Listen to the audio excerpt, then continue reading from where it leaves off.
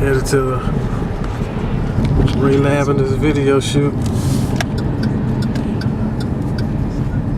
Got Uncle Jamz in the car. Hey, Sid. That be me? Give me your perspective on the black culture. What aspect of the black culture? The ones you don't like. Oh, gosh, you're really trying to trap me with that one.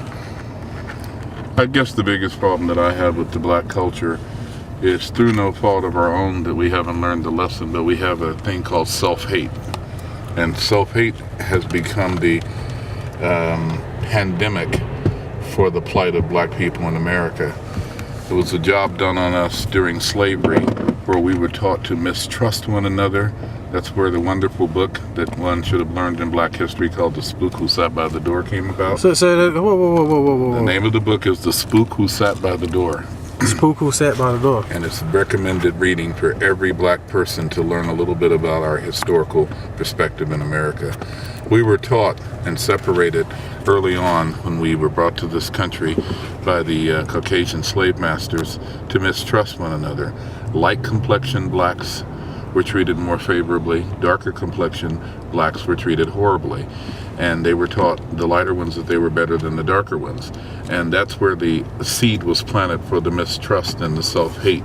The darker ones always tried to do more things to make themselves look more European. Like the women would put on more pancake powder to become lighter. They would use hotter straightening combs to straighten their hair so they could look European.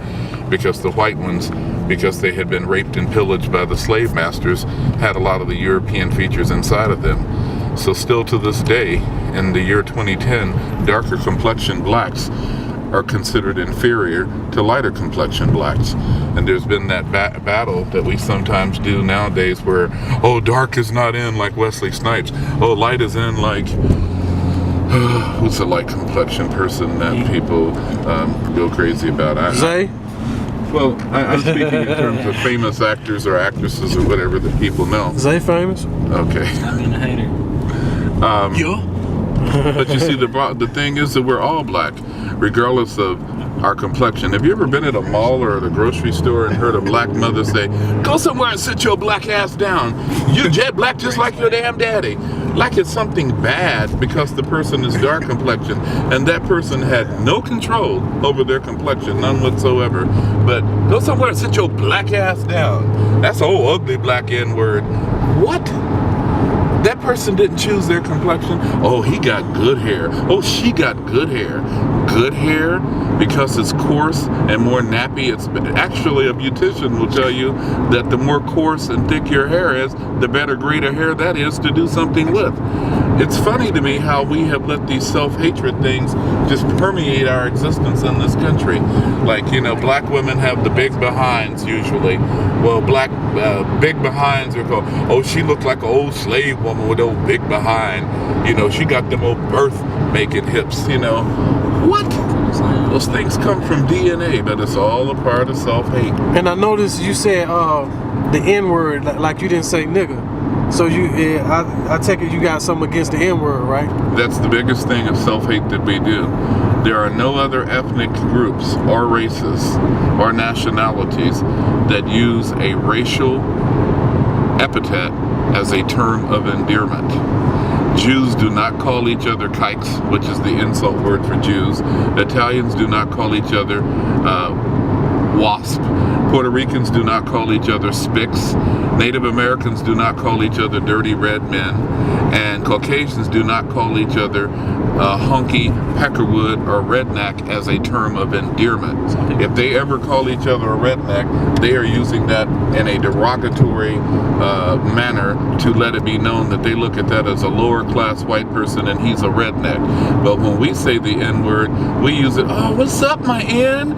My N? So there's no difference between nigga and nigger? None whatsoever, because it's just a derivation of the word. And people Where say, did it come from? Where did the word come from? From the river Niger in Africa.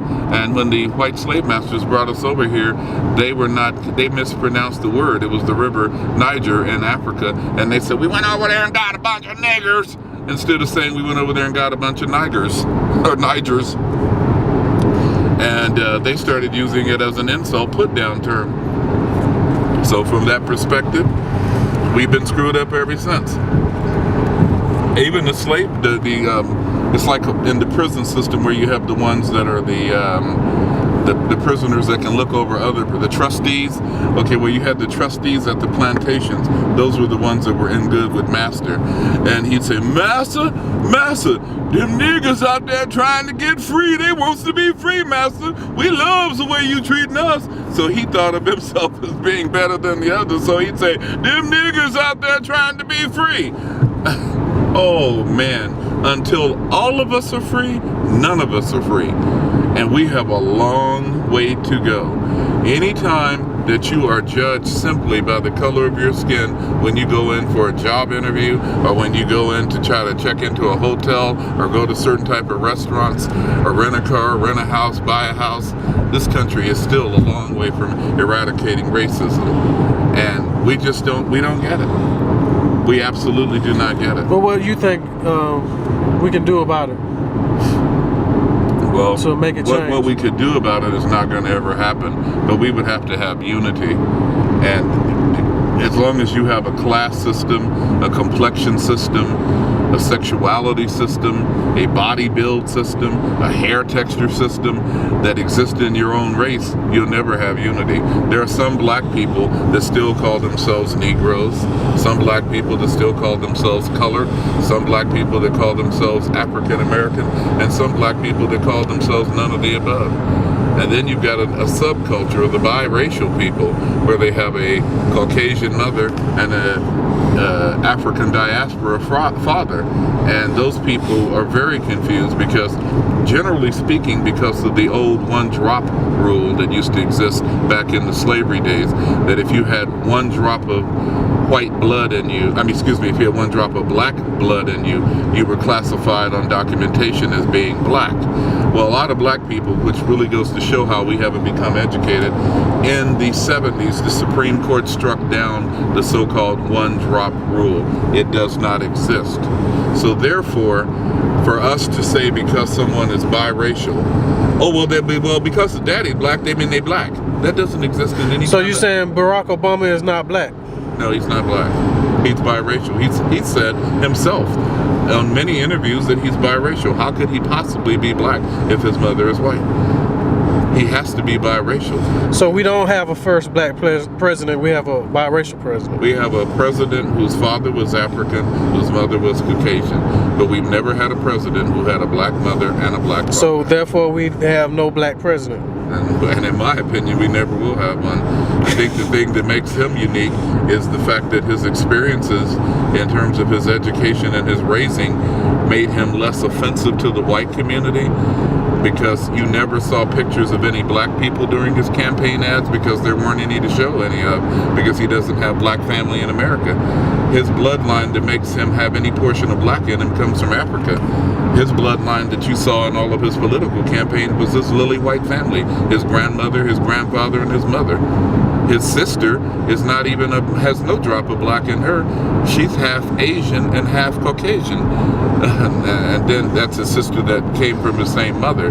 Then he has brothers and sisters that came from his African father. A lot of people don't even realize that his African father was already married to a black woman over in Africa when he came to Hawaii as a foreign exchange student and started fooling around with the white woman and got her pregnant. She insisted upon marriage, not knowing that he was already married. Damn. That's deep. Barack only saw his father 2 times in his entire life. That's heavy. So how in the world does that qualify you as being black? And plus, being black in America is totally different from being black in the Dominican Republic, in Haiti, Jamaica, Africa, Germany, Spain, France, or England. The black experience in America is totally unique. So if you've never walked it, lived it, and been about it, how can you know about it?